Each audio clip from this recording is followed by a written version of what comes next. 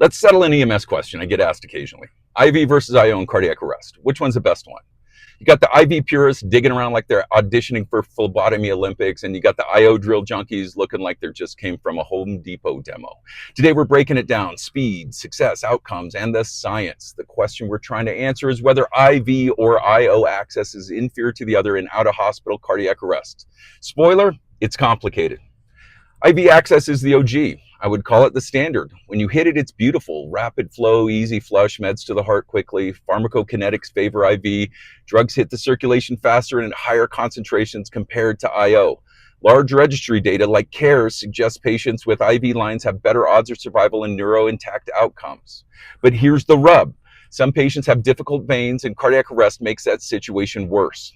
Success on the first attempt? Some studies put it as low as 40% in out-of-hospital arrests. Medications aren't as critical as some paramedics seem to think. Compressions and defibrillation are the important task. But it's my job, so I got to do my job better than 40% success rate. Then comes IO, fast and reliable. Comment, by the way, if you've ever used Jamsheedy, Cook, or SureFast IO, by the way. Anyway, for the IO, tibia, humerus, and even sternum in some places are access sites. The first attempt success with IO access is over 90% in most studies. Tibial IO is usually fastest, under a minute once you're practiced, and most stable. Humeral IOs fall out pretty easily in my experience. So the tibia is the best option. The pharmacology shows that animal and tracer studies show IO still delivers drugs to central circulation quickly, though peak levels might be lower.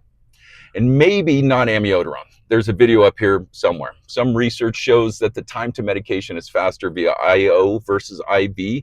IO is about 5.4 minutes versus 8.8 minutes via IV. The downside to IO access is that flow is slower, about equivalent to a 21 gauge IV drip. Other studies may indicate that serum levels of medications are lower via tibial IOs. And there's some signals starting to appear in literature that survival is lower in patients who get IO lines. So what actually wins? Here's where it gets messy. Keep in mind, though, that the outcome of neurologically intact discharge is what matters in the end. IV. Registry studies show better ROSC and survival to discharge compared to IO. This chart is from the Hammond group study, for example, with all outcome measures lower in the IO group. On the IO side, though, some data shows worse outcomes, but that may be confounded by other factors. IO often happens after failed IV attempts, meaning more wasted time in sicker patients.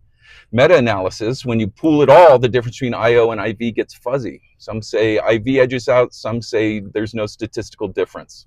The truth, it's less about the route and more about how fast you get meds without screwing up compressions. That's the important part. The AHA 2020 guidelines are pretty reasonable in my opinion. IVs are preferred, but IOs are acceptable if an IV can't be quickly established. To back that up, a 2019 study showed the best outcomes associated with getting your first attempt, be it IV or IO. Translation, don't skip good veins.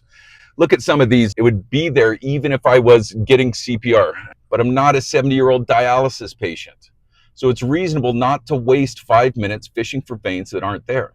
In those cases, drill the IO and move on. One quick point to repeat, the real lifesavers are high quality CPR and early defibrillation.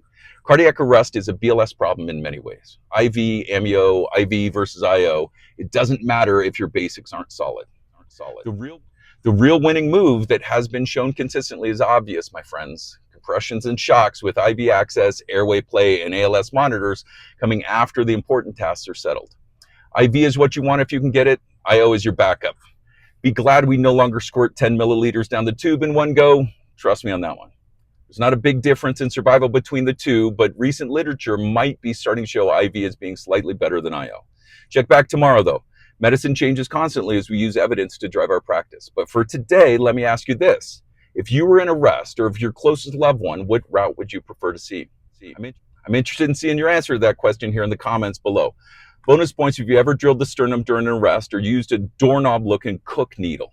Don't forget to share this video, do the other YouTube stuff, and keep saving lives with the guidance of science. I'm Angry Bill for Prehospital Wisdom, and until next time, stay hydrated so those veins stand up.